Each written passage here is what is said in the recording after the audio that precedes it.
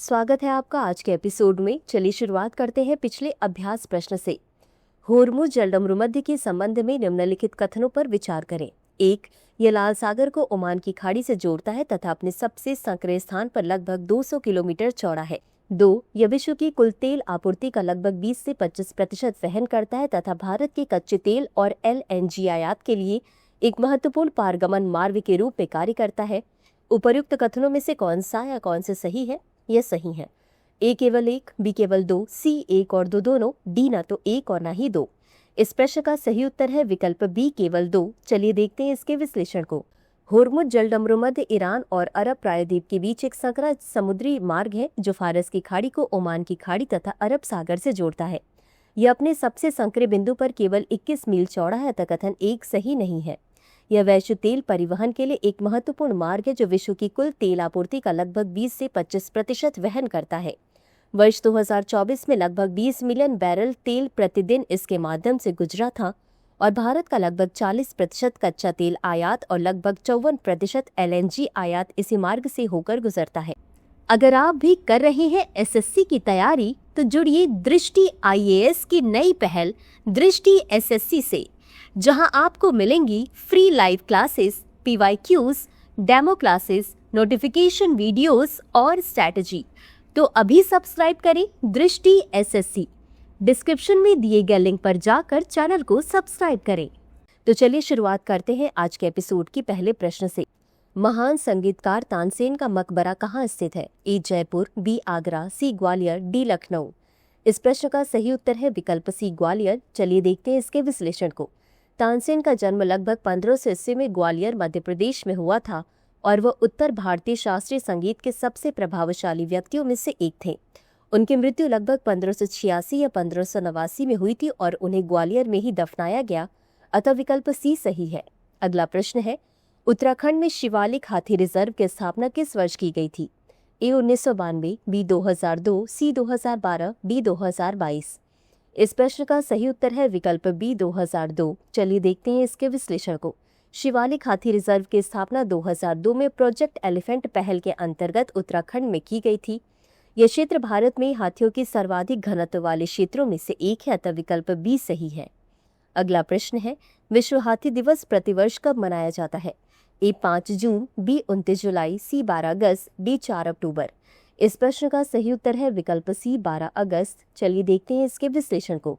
विश्व हाथी दिवस प्रतिवर्ष 12 अगस्त को मनाया जाता है। इसका उद्देश्य जंगलों में रहने वाले एशियाई तथा अफ्रीकी हाथियों के संरक्षण की स्थिति और उनके सामने आने वाली चुनौतियों के प्रति जागरूकता बढ़ाना है, अतः विकल्प C सही है। अगला प्रश्न है, भारत में प्रोजेक्ट एलिफेंट किस वर्ष शुरू किया गया था? A 1992, B 2002, C 2010, D 2015। इस प्रश्न का सही उत्तर है विकल्प A 1992। चलिए देखते हैं इसके विश्लेषण को।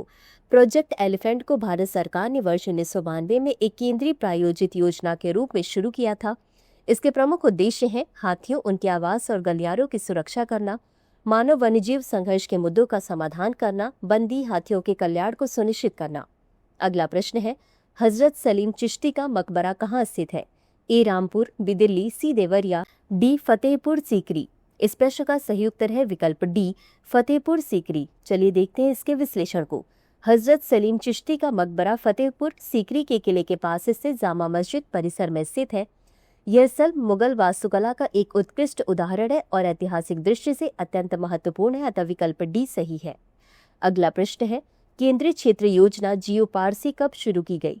A 2010 से 11, B 2012 से 13, C 2013 से 14, D 2015 से 16। इस प्रश्न का सही उत्तर है विकल्प C 2013 से 14। चलिए देखते हैं इसके विश्लेषण को। GeoParsi योजना एक केंद्रीय क्षेत्र की योजना है जिसे वर्ष 2013 से 14 में शुरू किया गया था। यह सरोगेसी और गर्भधारण के बाद की देखभाल जैसे बांझ पर उपचारों के लिए वित्तीय सहायता प्रदान करती है। बच्चों और आश्रित बुजुर्ग सदस्य वाले पारसी दंपतियों को मासिक वित्तीय सहायता दी जाती है। यह समुदाय में शीघ्र विवाह, प्रजनन जागरूकता और पारिवारिक समर्थन को बढ़ावा देती है। अगला प्रश्न है, राष्ट्रीय अल्पसंख्यक आयोग अधिनियम किस वर्ष लागू किया गया था? A 1990, B 1992, C 1995, D 2003। इस प्रश्न का सही उत्तर है विकल्प B 1992। चलिए देखते हैं इसके विश्लेषण को। राष्ट्रीय अल्पसंख्यक आयोग अधिनियम 1992 संसद द्वारा पारित एक अधिनियम है। इस अधिनियम के माध्यम से राष्ट्रीय अल्पसंख्यक आयोग को एक वैधानिक निकाय के रूप में स्थापित किया गया, तब विकल्प बी सही है। अगला प्रश्न है, किस कंपनी ने छत्तीसगढ़ में आदिवासी युवाओं को सशक्त बनाने के लिए अपनी कॉरपोरेट सामाजिक जिम्मेदारी पहल के तहत बालिका शिक्षा योजना और मेडिकल टेक्नोलॉजी प्रोग्राम शुरू किया है? ए एनएमडीसी लिमिटेड, बी ओएनजीसी, सी कोल इंडिया, डी कोई नहीं।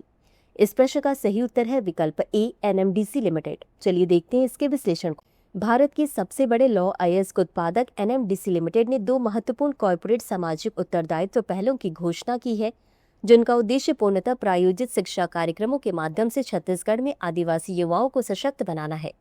ये कार्यक्रम बालिका शिक्षा योजना तथा चिकित्सा प्रौद्योगिकी कार्यक्रम क्षेत्र के आदिवासी युवाओं और वंचित छात्रों को शैक्षणिक अवसर प्रदान करने पर केंद्रित है, अतः विकल्प ए सही है। इसी के साथ अंत में देख लेते हैं आज के अभ्यास प्रश्न को। प्रोजेक्ट एलिफेंट की 21वीं संचालन समिति की बैठक कहाँ आयोजित की गई? ए वन अनुसंधान संस्थान, बी भारतीय वन प्रबंधन संस्थान, सी इंदिरा गांधी राष्ट्रीय वन अकादमी, डी भारतीय वन्य जीव संस्थान। इस प्रश्न का उत्तर कमेंट बॉक्स में जरूर दें। आज के लिए बस इतना ही। धन्यवाद।